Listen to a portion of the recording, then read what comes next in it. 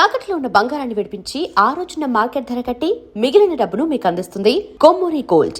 ఇక్కడ నాకు ఒక చిన్న డౌట్ సార్. Yeah. అంటే మీరు కానీ ఇప్పుడు మీరు కృష్ణవంశీ గారి గురించి చెప్పినప్పుడు కానీ లేదంటే గోపాల్ రెడ్డి గారు ఆర్జీవి గురించి చెప్పినప్పుడు కానీ అంటే మీలాంటి పెద్ద కెమెరామెన్లు అప్పటికే మీకు వర్క్ అంతా వచ్చు, అన్ని రూల్స్ తెలుసు, మీరు సినిమా తీసేస్తున్నారు కూడా. అయినా కానీ ఒక పర్టికులర్ డైరెక్టర్ దొరికినప్పుడు ఇతని నుంచి మేము నేర్చుకున్నాం అని చెప్పి మీరు ఓపెన్గా చెప్తున్నారు. అంటే ఒక డైరెక్టర్కి అంత విజన్ కానీ ఉంటే మనం నేర్చుకోవచ్చా? అయ్యో డెఫినెట్గా అండి. అలాగే యాక్చువల్గా ఏంటంటే ఇక్కడ తెలియని సింక్ ఉంటుందండి. ఒక డైరెక్టర్కి, ఒక కెమెరామెన్కి ఒక తెలియని సింక్. అందుకని అందరూ ఇప్పుడు చూడండి, పూరి గారు ఉన్నారనుకోండి, ఒక కంటిన్యూస్గా ఒక కెమెరామెన్తో చేస్తాడు.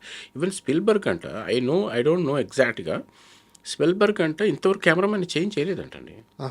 ఆయన బిగినింగ్ స్టేజ్ నుంచి ఇంతవరకు మేబీ ఒక్క సినిమా మారినట్టు ఐ షుడ్ ఇంకా క్లారిటీగా తెలియదు, నెట్లో చూస్తే తెలుస్తుంది. Steven Spielberg never change this cameraman. మామూలు ఇది చాలా పెద్ద విషయం కదా. బట్ నేను ఇందులో ఇంటర్వ్యూలో చెప్పడం అంటే ఇంకా భయంతో తెలిస్తే తప్ప చెప్పడానికి లేదు. మేబీ ఒక్క సినిమా అనుకుంటా, ఐఎమ్ నాట్ సో క్లియర్. ఆయన కంటిన్యూస్గా ఒక కెమెరా పైన ఎందుకు చేస్తారంటే సింక్ ఉంటుంది వాళ్ళిద్దరికి. సో అలాంటి సింక్ వంశీతో నాకు బిగినింగ్లోనే కుదిరింది. ఎందుకంటే నేను చేస్తాననే నమ్మకం అతనికి, అతను ఒక మంచి షాట్ చెప్తాడనే ఇది రోజు ఒక ఫైట్ చేసినట్టు చేసేవాళ్ళం ఇద్దరం. ఒక ఫైట్ లాగా ఉండేది కంపోజిషన్లో. సో ఆ కంపోజిషన్లో ప్రతిదీ షార్ట్ పెడితే ఇది ఎందుకు పెట్టానో తెలుసారా, ఇది మ్యాగ్నిఫైయింగ్ ఎలా ఉండాలి, నేను ఇలా చెప్తున్నాను, సీన్ ఐ వాంట్ టు యాక్చువల్గా విజువల్గా కమ్యూనికేట్ చేయడం. ఇప్పుడు పేపర్ మీద ఉన్న సీన్ని మన స్క్రీన్ మీద పెట్టాలంటే విజువల్గా కమ్యూనికేట్ చేయాలి. అదే ఇప్పుడు కొత్తగా చేస్తున్న టెక్నిక్ విజువల్గా కమ్యూనికేట్ చేయడం. అది వెరీ వెరీ ఇంపార్టెంట్. అది కృష్ణవంశీ గారి దగ్గర చాలా బాగా I was seen lot. In fact నేను సినిమాటోగ్రఫీ చేయడం కంటే అతని దగ్గర ఎక్కువ ఇన్ఫర్మేషన్ నేను నేర్చుకున్నాను. నేను సినిమాటోగ్రఫీ చేస్తూ అతని దగ్గర చాలా విషయాలు నేర్చుకున్నాను. That is what I'm really proud sometimes. అరే ఇప్పటికీ సినిమాలు హ్యాండిల్ చేస్తున్నా అంటే దాని తర్వాత వచ్చే సినిమాలన్నీ, దానికి ముందు సినిమాలు ఒకలా ఉండేవి, మురారి తర్వాత సినిమాలన్నీ ఇంకొకలా ఉంటాయి. అతను ఒక్కడే ఆది, హనుమాన్ జంక్షన్, ఎవ్రీ ఫిల్మ్. యాక్చువల్గా నా సినిమా ఏదైనా ఉంటే చూసి కమెంట్ చేస్తాడు. దానికి ముందు సినిమా నన్ను చూసి, ఎరా మేకప్ బాగా చూసుకోవా నువ్వు అన్నాడు ఒకరోజు. అదేంటి, it is not my department. No, it is your department, నువ్వే అని నన్ను చాలా సందర్భాల్లో మందలించడం అంటారా, తిట్టడం అనేది తప్పు, మందలించేవాడు. చాలా బాగుంది సినిమా చూసి ఒక 2-3 షాట్లలో శ్రీకాంత్ మేకప్ ఎక్కువైంది చూసుకోవారా నువ్వు అనేవాడు. సినిమా షూటింగ్కి లేట్గా వస్తే కూడా తిడతాడు. ఫస్ట్ డే మురారికి, ఫస్ట్ డే ఓపెనింగ్ రోజే నేను లేట్కి వెళ్ళాను. సినిమాకి షూటింగ్కి. యాక్చువల్గా it is not my mistake. Production వచ్చి నాకు కారు లేట్గా పంపించింది. నేను మామూలుగా సిన్సియర్గా, మా ఫాదర్ వెరీ స్ట్రిక్ట్. యాక్చువల్గా ఏంటంటే ఒక డిసిప్లైన్డ్గా లైఫ్ స్టైల్ ఉండేది. నేను కారు రాకముందు 10 నిమిషాల ముందు రెడీ అయ్యి రోడ్డు మీద నుంచుంటే అలాంటి స్టైల్ ఆఫ్ లివింగ్ స్టైల్ నాది. సో అలాగే సినిమాకి కూడా రెడీ అయ్యాను, కారు వచ్చింది, ఎక్కాను, వెళ్ళాను. నేను వెళ్ళేసరికి ఆల్రెడీ లైట్లు పెట్టేసి కెమెరాలు పెట్టేస్తున్నాయి. ఇదేంట్రా అది, మనం వెళ్ళిన తర్వాత మనం కదా కెమెరామెన్, మనకంటే ముందు కెమెరాలు పెట్టేశారు ఎవరు అంటే, నేను వంశీ రెడీ అయిపోయాడు, తనే తీసేద్దాం షాట్. ఏమండి ఫస్ట్ డే ఫస్ట్ షాట్కి ఇదేంటి ఇలా పెట్టారంటే, ఎరా ఇంకో గంట తర్వాత రావాల్సింది, షాట్ అయిపోయేది అన్నాడు. ఇదేంటి ఇలా మాట్లాడుతున్నాడని, లేదు వంశీ నేను నా కారు వచ్చేటప్పుడు, సరే కారు ఎప్పుడు వచ్చింది, మేమంతా ముందు రాలేదు 5ంటికి, నువ్వు ఎందుకు లేట్గా వచ్చా అంటే, నా కారు లేట్గా వచ్చింది. నీ కారు లేదా, నువ్వు రావచ్చు కదా, ప్యాషన్ ఉండాలనేవాడు. సో ఐవ్ లర్న్డ్, ఒకవేళ కనుక కారు రాకపోతే మనమే వెళ్ళాలి అనే థాట్ దగ్గర నుంచి ఒక సినిమాని ఎలా చేయాలి, ఎలా అర్థం చేసుకోవాలని ప్రతిదీ నేర్చుకున్న సినిమా ఇది మురారి. మీరు మాట్లాడుతుంటే, మీరు చెప్తుంటే బేసిక్గా కృష్ణవంశీ గారు అంటే నాకు విపరీతమైన ప్రేమ సార్. రాక్షసుడి బాబాయ్. నాకు ఆయన మీద ప్రేమ అభిమానం ఇంకా పెరిగింది. అండ్ మురారి సినిమా విషయానికి వస్తే ఇంకో పెద్ద ఛాలెంజ్ ఆర్టిస్టులు సార్. ఒక 50-60 మంది 40 మంది ఒక్కో ఫ్రేమ్లో ఉండే సీన్లు ఉన్నాయి. నిజానికి ఒక సినిమాటోగ్రాఫర్కి అలాంటి సీన్లు తీయడం చాలా కష్టమే. పొజిషన్స్ చూసుకోవాలి, టైం పట్టుద్ది. సో ఎలా హ్యాండిల్ చేసేవాళ్ళు? ఏంటంటే తన సీన్స్ అన్నీ కూడా నిన్నే పెడతావని చూస్తుంటే అవును. ఫ్యామిలీతోటి ఎక్కువ ఇంట్రాక్షన్ ఉండే సీన్స్, ఎమోషన్ సీన్స్. సో డెఫినెట్గా ఇది టాస్క్, ఒక కెమెరామెన్కి పెద్ద టాస్కే. Multiple actors, so many actors ఉంటే షాడోలు ఉండి, ఇప్పుడున్న టెక్నాలజీ లేదు, అప్పట్లో కొంత తక్కువ ఉండేది. It is transition time, upgraded అయ్యే టైం. అంటే ఒక కెమెరామ్యాన్ ఒక ఒక ఒక స్టేజ్ నుంచి ఇంకో స్టేజ్కి షిఫ్ట్ అయ్యే టైంలో మేము ఉన్నాం. సార్ సో అప్పుడు లైట్లన్నీ పైనుంచి వేసి సాఫ్ట్గా లైటింగ్ చేసి 65 మంది ఆర్టిస్టులు ఒక ఫోన్ మాట్లాడుతుంటే షాడోలు వచ్చేస్తాయి. మేము ఒక స్టైల్ ఆఫ్ ప్యాటర్న్లో నేర్చుకున్నాం. అప్పుడు ఏంటంటే మాకు బ్రైట్గా లైట్ చేసి ఒక సింగిల్ లైట్ సోర్స్ తోటి చేసాం. ఇప్పుడు అలా కాదు, షాడో అనేది రాకుండా చేయాలి. అప్పటికి yellow ఏ light artist- సార్ lights? కొత్త కొత్తగా మారిపోయింది కదా. ఓకే. సో ఆ మార్పు వచ్చిన టైంలో మేము చాలా కష్టాలు పడుతూ, అంటే ఆ టెక్నాలజీ ఇంకా అప్డేట్ అవ్వలేదు, బట్ యాక్టర్స్ పెరిగిపోవడం, కలర్స్ మారిపోవడం అనే స్టార్ట్ అయిపోయింది అప్పటికే. సార్ సో అట్లా లైటింగ్ అనేది ప్యాటర్న్ మారింది. అక్కడి నుంచే స్లోగా మారుకుంటూ వచ్చి ఇప్పుడు వేరే స్టైల్కి వచ్చింది. సో డిజిటల్ లైటింగ్ దాకా వచ్చింది. That is different story. So పైనంతా లైటింగ్ సాఫ్ట్ చేసి ఆ లైటింగ్ చేయడం 60 మంది ఆర్టిస్టులు అండి ఒక్కొక్క షాట్. అదే అదే అదే so it was very difficult and task, very మంచి ఇంట్రెస్టింగ్గా ఉండేది. సో ఆ వర్క్ చేసేటప్పుడు కూడా మాకు భయం ఉండేది కాదు, సార్. ప్యాషన్, ఇంట్రెస్ట్ వల్ల ఇది ఇలా చేయాలి ఇలా చేయాలి అనేది ఎక్కడ తడుకోకుండా చేసాం. Super sir. It's very good knowledge. యాక్చువల్గా మురారి సినిమా క్లైమాక్స్ సాంగ్, అక్కడ ఆ సాంగ్ పడడం కృష్ణ గారికి ఇష్టం లేదు. ఒక మంచి మాస్ సాంగ్ పడాలి. కృష్ణవంశీ గారితో కొంత విభేదించారు, బట్ సినిమా చూసిన తర్వాత ఆయన వెరీ సాటిస్ఫైడ్ అయ్యారు అని చెప్పేసి చెప్తూ ఉంటారు. అది మీకేమన్నా ఐడియా ఉందా? యాక్చువల్గా అంత డిస్కషన్ను ఇది ఉందేమో కానీ బట్ మా దాకా రాలేదండి. సార్ బట్ ఏంటంటే ఇంటర్నల్గా జరిగి ఉండొచ్చు, but I really don't know ఈ ఎంతవరకు అనేది.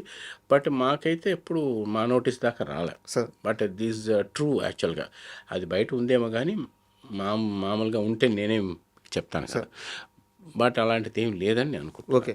ఇప్పుడు ఈ జనరేషన్ అంటే మురారి వచ్చి ఇప్పటికీ 26 సంవత్సరాలు అవుతుంది సార్. ఆ రోజు నుంచి ఈ రోజుకి కూడా ఏ ఇంట్లో పెళ్లి జరిగినా, ఎక్కడ పెళ్లి జరిగినా, ఏ గుడిలో పెళ్లి జరిగినా, ఎక్కడ పెళ్లి జరిగినా తెలుగు రాష్ట్రాల్లో మురారి పాట లేకుండా ఎవరి ఆల్బమ్ ఉండదు. అలనాటి రామచంద్రుడు. ఎస్. సో ఇది ఇంత సక్సెస్ చూసినప్పుడు ఇది నా పాట కదా, ఇది నేను తీసింది కదా, ఎప్పుడన్నా అనిపించింది అది గర్వంగా? అదే అండి, ఫస్ట్ ఆ సినిమా సాంగ్ తీసినప్పుడు మేము సినిమా తీస్తున్నాం, మా మా వర్క్ని ఇంత బాగా డెలివరీ చేయాలి అని ప్యాషన్ ఉండేది. కానీ అది ప్రిడిక్ట్ చేసింది వంశీ. యాక్చువల్గా వంశీ ఎలా అంటే, నేను చాలా ఏదో మన సినిమా సాంగ్ మంచి సాంగ్ తీస్తున్నాం అనే ఫీల్ ఉండేది తప్ప దాని మీద ఎగ్జైట్మెంట్ అంతా నాకు ఉండేది కాదు. సార్ నాకు ఎంత చేసినా ఇంకా ఏదో చేయాలి, ఇంకా ఏదో చేయాలి. ఏరా అలా డల్గా ఉన్నావు ఏంట్రా అంటే, ఇంకా మనం ఏదో చేయాలి. చూడరా 20 సంవత్సరాల తర్వాత ఈ పాట చూడాను ఆ రోజే చెప్పారు. చెప్పిన ఫస్ట్ పర్సన్ అతనే. సో ఈరోజు నిజంగా అనిపించింది ఎస్ కరెక్ట్ అని. ఇప్పుడు కూడా అలాంటి సినిమాలు తీరేమండి, సార్ ఎవరు చేయలేము. మేము రిలీజ్ రోజు ఇద్దరం మాట్లాడుకున్నాం, మళ్ళీ మనం అలా చేయగలుగుతామా అని నేను అడిగాను. ఎందుకు చేయలేం, చేయొచ్చాను. సార్ కృష్ణ గారికి సంబంధించి కానీ లేకపోతే మహేష్ బాబు గారికి సంబంధించి కానీ ఆ రోజు వాళ్ళ ఆనందం, ఆ క్షణాలు ఏమన్నా గుర్తున్నాయా మీకు? సినిమా రిలీజ్ అంత పెద్ద హిట్ అయిన తర్వాత ఇట్స్ ఆ రోజు ఫస్ట్ రోజు మేము థియేటర్కి వెళ్తాం. మాకు అప్పట్లో ఏంటంటే థియేటర్కి వెళ్ళటం అలవాటు. ఫస్ట్ డే ఎలా ఉంది ఆడియన్స్, ఇప్పటికీ ఉంది ఆడియన్స్ రియాక్షన్ చూడాలని సంధ్య 35కి వెళ్ళాం. దాంట్లో కృష్ణ గారు, మా నాన్నగారు, చాలా మేజర్, అంటే మహేష్ బాబు గారు రాలేదు. సార్ నేను వెళ్ళినప్పుడు అసలు జనాలు చేసిన దీనికి యాక్చువల్గా ఫస్ట్ డే మాకు స్పీకర్స్ బ్లాస్ట్ అయిపోయింది. ఎందుకంటే వంశీ సౌండ్ మీద కొంచెం ఎక్కువ ఇంట్రెస్ట్ చూపించేవాడు. సో హై వాల్యూమ్లో హై దీంట్లో రికార్డ్ చేశారు అది. దానికి హై వోల్టేజ్ కావాల్సి వచ్చింది. అంత ప్రాపర్గా వోల్టేజ్ రాక ఆ రోజులో అది స్పీకర్స్ ఫస్ట్ డే ఓపెనింగ్స్తోనే షోలోనే అది బస్ట్ అయింది. బా మళ్ళీ ఒక షో ఒక 10 minutes ఆగిపోయి మళ్ళీ స్టార్ట్ అయింది. అలాంటి సందర్భం ఒకటి జరిగింది. తర్వాత మేము షో అయ్యి బయటకు వచ్చిన తర్వాత నన్ను ఐడెంటిఫై చేయడం, నన్ను జనాలంతా పైకి లేపడం, ఆ craze I was enjoyed that moment. I'm really happy. ప్రతి ఒక్కరు కోరుకునే ఒక క్షణం ఎస్ కదా. Yes yes yeah yeah super sir. అంటే చాలా ఆనందంగా ఉంది. అయ్యా. అంటే అద్భుతమైన విషయాలు తెలిసినాయి. అండ్ కాస్త మనం పక్కకు వస్తే మీరు హనుమాన్ జంక్షన్ అని చెప్పి ఒక సినిమా చేశారు సార్. ఆ సినిమాకి సంబంధించి నాకు ఒక 2 క్వశ్చన్స్ ఉన్నాయి. వాటిని మాట్లాడుకుందాం. ఆ సినిమాకి మీరు పనిచేసేటప్పుడు ఆ సెట్లో ఒక కుర్రాడు ఉండేవాడు. చాలా అమాయకంగా. అసలు ఇతనికి ఏమన్నా తెలుసా తెలీదా అన్నట్టు. ఇప్పుడు ఆ కుర్రాడు ఇండియన్ సినిమాని వరల్డ్కి తీసుకెళ్ళి అక్కడ కూర్చొని ఉన్నాడు. ఎవరు చెప్పండి ఆ కుర్రాడు? సుకుమార్ గారు. సుకుమార్ గారు. సుకుమార్ ఇప్పుడు సుకుమార్ గారు యాక్చువల్గా వెరీ ఎక్స్పీరియన్స్డ్. నా ఎక్స్పీరియన్స్లో చాలామంది డైరెక్టర్స్ చూశాను. సార్.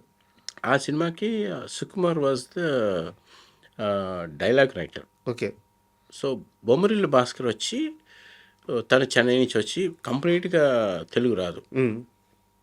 సో భాస్కర్, సుకుమార్, నేను ఫుల్ బిజీగా ఉండేవాడిని. సో సీన్స్ నాకు ఎక్స్ప్లెయిన్ చేసేవారు.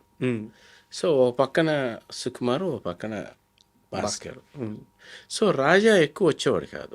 రాజా ఇస్ ద డైరెక్టర్. రాజాకి ఫస్ట్ పిక్చర్. సో వాళ్ళిద్దరు ఎక్స్ప్లెయిన్ చేసేవారు. అది ఒక గ్రేట్. ఎవ్రీడే